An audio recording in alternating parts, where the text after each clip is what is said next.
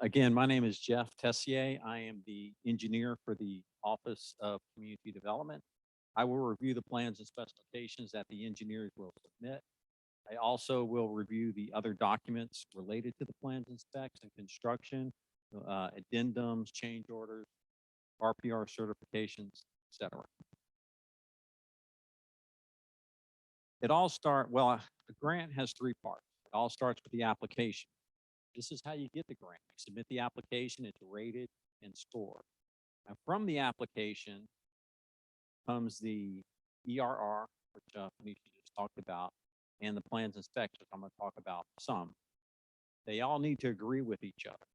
The scope of work to be performed in the application must be the scope of work that's presented in the ERR and the scope of work that's presented in the plans and specifications. When I get plans and specs, my first thing to do is to review the application, make sure they match up. Okay, applications were submitted a while ago. I understand many things happen. You think about things, some things need to change. So what if something changes? The engineer has a layout of some water lines or sewer lines they want to change. This must be communicated to the grant consultant and also to the grantee.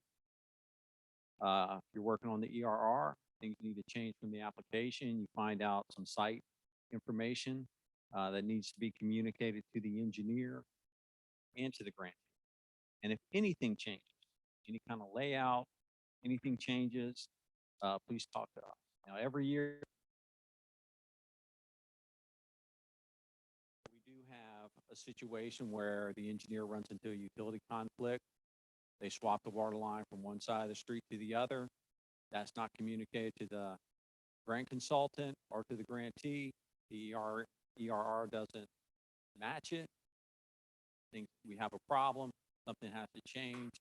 That's more time, more money to redo an ERR, redo plans and specs. So please, if anything changes, communicate with each other and also communicate to us.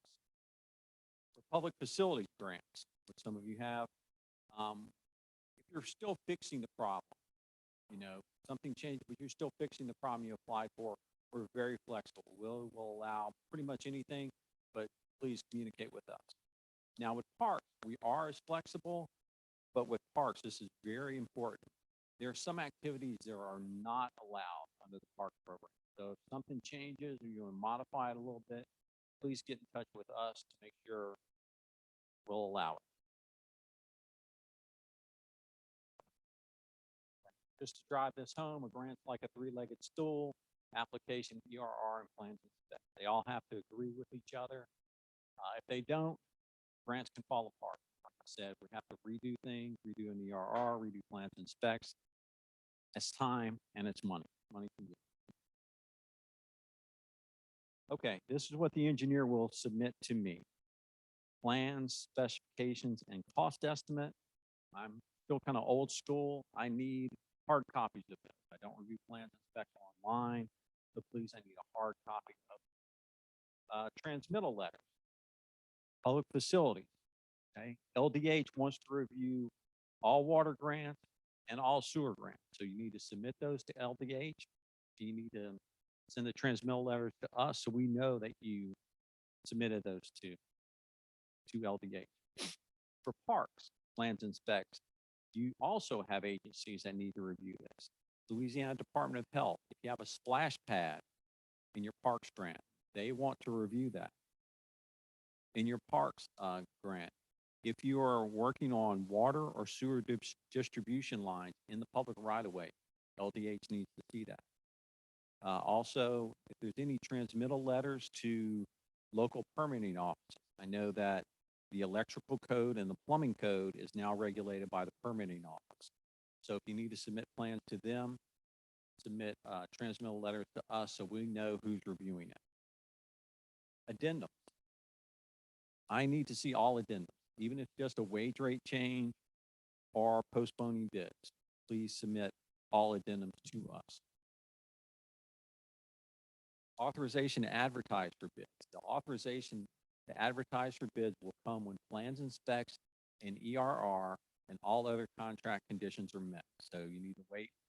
A lot of times plans and specs come in early. but we need to wait on ERR comment period, et cetera.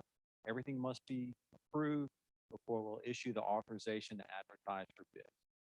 Now, once we do, the advertisement to solicit bids for construction contracts will be published within 30 days of receiving the state's authorization to advertise for bids. So we'll check that. But once you get the permission to advertise for bids, it needs to go within 30 days. Change orders. Like I said, I will review change orders. Check your math. I need backup for the change orders, and we're very specific. I'm gonna go over this in just a second. We're very specific on the on signatures and how they're submitted to us. The engineer and the contractor, like I said, engineer and contractor will sign and date the change order. They're first, okay? Submit the change order to me, and I will sign and date the change order or stamp it with an approval stamp, send it back to you. Then you get the mayor or parish president to approve and date the change order. Keep as many copies as you want, but you need to submit one copy to us with all the signatures. So very specific. Engineer and contractor sign and date the change order. I sign and date the change order, then mayor or parish president. So we need to go in that order. It's very specific. Okay. Change orders, addendums, RPR certifications, all that can be emailed to me.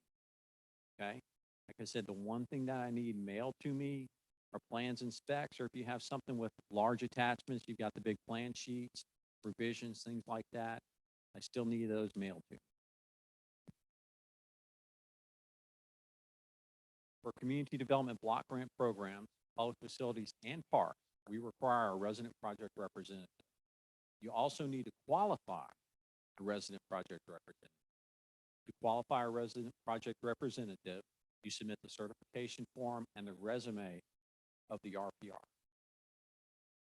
Now, if you've worked with CDBG before and you've qualified your resident project representative, you don't need to do anything.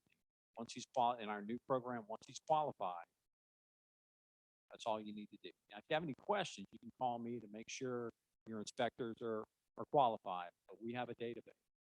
When the grant is monitored, the monitoring team will check to see whoever's signing the inspection report is qualified. If they're signing inspection reports and they're not qualified, that will be a fine. This is the form that's on our handbook to qualify your RPR. You send this in with the resume and I will approve the RPR. Anyone have any questions? I went over a lot of stuff very quickly, but anyone have any questions? Okay, this is my contact information. Thank you.